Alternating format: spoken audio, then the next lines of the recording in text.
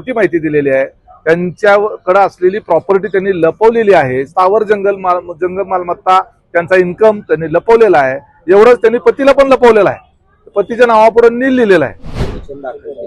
काय नवीन पैलू त्यातून बाहेर? प्राजक्ता अजिंक्य राणा पाटील यांची अनगर नगरपंचायतीमध्ये झालेली बिनविरोध जी निवड आहे ती निवडणूकच रद्द करावी याकरता म्हणून आम्ही याचिका दाखल केली। त्या याचिकेमध्ये प्रामुख्याने आता ग्राउंड जे सांगितले वकील साहेबांनी, त्याच्यामध्ये त्यांनी जे ॲफिडेव्हिट दिलेलं आहे हे ॲफिडेव्हिट एवढ्यासाठीच असतं की त्या संबंधित उमेदवाराच्या संदर्भानं मतदारांमध्ये सत्यप्रतीवर उमेदवारांना जी माहिती सांगितलेली आहे त्या माहितीच्या आधारावर त्या उमेदवाराला मतदारांनी मतदान करायचं किंवा नाही करायचं, त्याची जनमानसातली प्रतिमा कशी आहे, त्याची स्थावर मालमत्ता, त्याच्या संदर्भात त्याच्यावर असलेले गुन्हे, त्यांच्या संदर्भामध्ये जंगम मालमत्ता, या संदर्भातली सगळी माहिती, खरीखुरी माहिती शपथपत्रावर द्यायची असते। प्राजक्ता अजिंक्य राणा पाटील यांनी शपथपत्रामध्ये खोटी माहिती दिलेली आहे, त्यांच्याकडे असलेली प्रॉपर्टी त्यांनी लपवलेली आहे, स्थावर जंगल मालमत्ता त्यांचा इन्कम त्यांनी लपवलेला आहे, एवढंच त्यांनी पतीला पण लपवलेला आहे, पतीच्या नावापुढे नील लिहिलेलं आहे, म्हणजे पतीच लपवून टाकला।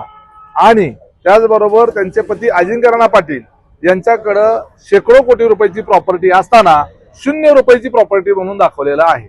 अजिंक्य राणा पाटील हे साखर कारखान्यामधून त्यांच्या वर्षाला 65 लाख रुपयाचा पगार घेतात, 65 लाख रुपयाचा पगार घेतात आणि प्राजक्ता अजिंक्य राणा पाटील यांनी मात्र त्यांचा इन्कम 0 रुपये दाखवलेला आहे। शेकडो कोटी रुपयाची प्रॉपर्टी प्राजक्ता अजिंक्य राणा पाटील आणि अजिंक्य राणा पाटील ह्या दोघांकडे असताना 0 रुपयाची प्रॉपर्टी अजिंक्य राणांच्या नावाने दाखवलेली आहे। एका अर्थानं या निवडणूक शपथपत्रामध्ये जनतेची फसवणूक केलेली आहे, निवडणूक आयोगाची फसवणूक केलेली आहे।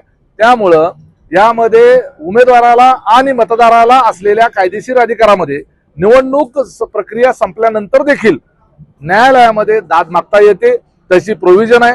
अशा शेकडो याचिका यापूर्वी दाखल झालेल्या आहेत आणि अनेक शेकडो प्रकरणामध्ये निवडणुकीत निवडून आलेल्या उमेदवारांचे उमेदवारी सुद्धा रद्द झालेल्या आहेत, निवडही रद्द झालेली आहे।